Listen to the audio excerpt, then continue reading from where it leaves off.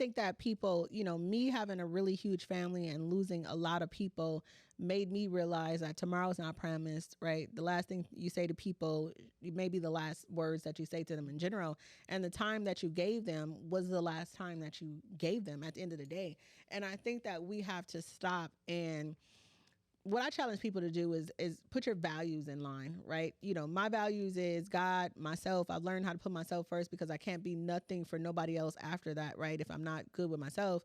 And then my kids and my family and my friends, and then my career, at the end, and my hobbies and so on and so on. Traveling is in there. I got to work it in there because I feel like it's in a top priority. We got to change that up, right?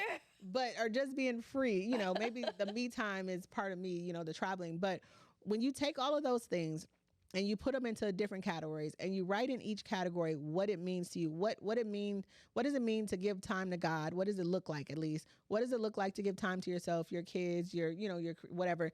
And then you take those things and you place them on your calendar in general. I have a big family. So me and my cousin Ace was having a conversation on how can we be better, because I will go months without talking to anybody but my clients, Corey, and, my kids. And I have to be more intentional. So me and him came up with a whole thing where we were going to talk to 2 family members a week, right? We're going to put it on our schedule during the time that we should be in the car commuting, so that we could talk to them on the phone while we're driving.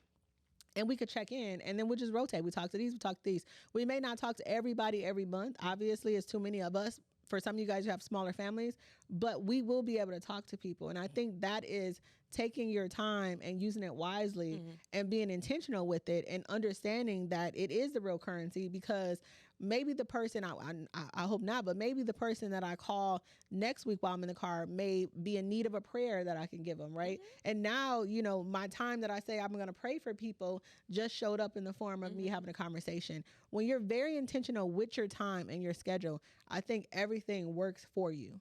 And when we're not intentional with it, it always falls apart. You know what I mean? It's always something that pops up and something that happens. But if something occurs within this hour, and I know I'm taking a 10-minute break, or I'm, whatever, I'm going to handle it during that time.